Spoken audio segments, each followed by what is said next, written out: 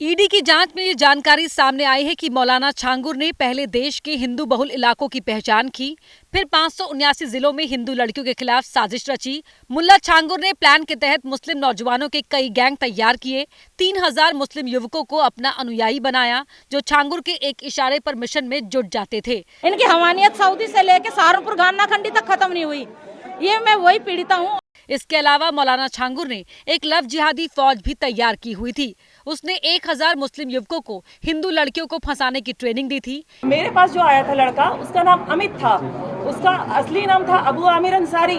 ED की जांच में इस बात का भी खुलासा किया गया है कि छांगुर ने लव जिहादी गैंग के नेटवर्क को उत्तर प्रदेश, बिहार, पश्चिम बंगाल, महाराष्ट्र, कर्नाटक और तमिलनाडु में फैलाया हुआ था और इस गैंग को विदेश से आए पैसों के जरिए मदद करता था।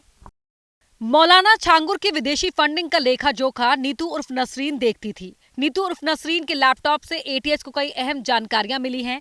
नसरीन के लैपटॉप में छांगुर के मुंबई से लेकर दुबई तक के गुप्त कनेक्शन का रिकॉर्ड है। यूपी से लेकर महाराष्ट्र तक जमीन खरीद फरोख्त, कारोबार और विदेशी लेन देन का हिसाब भी नीतू उर्फ नसरीन ही रखती थी। नीतू अपने लैपटॉप में लेन देन के रिकॉर्ड को कोडवर्ड में रखती थी। जांच एजेंसियां उसी कोडवर्ड को डिकोड करने में जुटी हैं।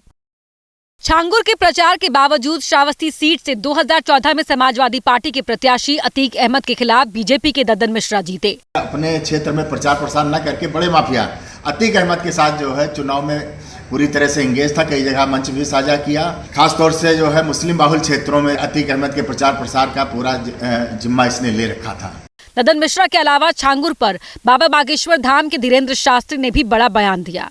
अनेक महिलाओं को धर्म की आड़ में शोषित किया, गंदा कृत्य किया। लगभग 3000 हिंदुओं को टोपी वाला बनाया। छांगुर पर निशाना साधते हुए धीरेन्द्र शास्त्री ने कहा कि भारत में बाबावाद बहुत चल रहा है, बाबाओं से कोई दिक्कत नहीं है।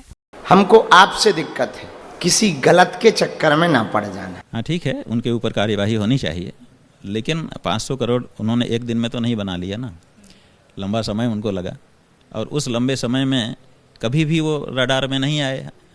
ये इसका मतलब है कि कहीं ना कहीं जो हमारा प्रशासन है वो भी सोया हुआ है।